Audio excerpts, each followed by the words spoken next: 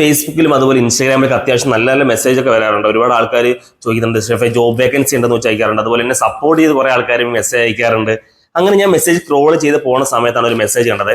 ഒരു ചേട്ടൻ, അപ്പൊ എനിക്ക് നിങ്ങൾക്ക് ജസ്റ്റ് ഷെയർ ചെയ്യാമെന്ന് വിചാരിച്ചു. പുള്ളിക്ക് റിപ്ലൈ ഞാൻ കൊടുത്തിട്ടില്ല.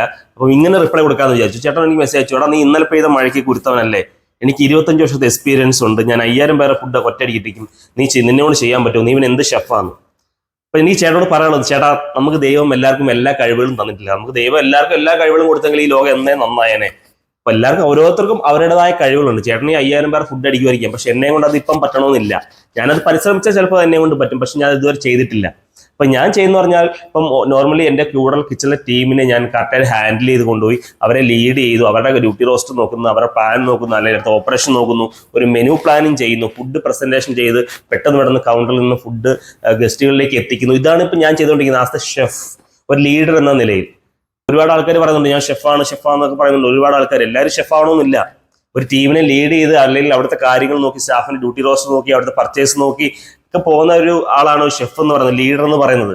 25 വർഷം, എനിക്ക് 30 വർഷം 50 വർഷമൊക്കെ എക്സ്പീരിയൻസിലല്ല കാര്യം. അപ്പൊ എനിക്ക് ചോദിക്കാനുള്ളത്, ചേട്ടൻ ഈ 25 വർഷം എടുത്തപ്പോൾ എവിടെ എത്തി? ഇപ്പോഴും ചേട്ടൻ എപ്പോഴാണ് തുടങ്ങിയ സ്റ്റാൻഡിൽ തന്നെയാണ് ചേട്ടൻ ഇപ്പോഴും വർക്ക് ചെയ്യണത് അല്ലേ? പക്ഷെ ഞാനത് അങ്ങനല്ല. ഞാൻ തുടങ്ങി നിന്ന് ഫുഡ് അടിക്കാൻ നിന്ന് തുടങ്ങി നിന്നാണ് ഞാനിപ്പോൾ ഈ ഒരു ലെവലിലേക്ക് എത്തിയത്. ഞാൻ മാത്രമല്ല, ഇപ്പൊ ഒരുപാട് ആൾക്കാർ, ഇപ്പൊ പുതിയതായിട്ട് വരുന്ന ഒരുപാട് ആൾക്കാർ ഇങ്ങനെ ഗ്രോപ്പ് ആയിട്ട് വരുന്നുണ്ട്. അതൊക്കെ കണ്ടിട്ട് നിങ്ങളൊരു മൂലയ്ക്ക് ഇരുന്ന് അസൂയപ്പെട്ടിട്ടൊന്നും ഒരു കാര്യമില്ല.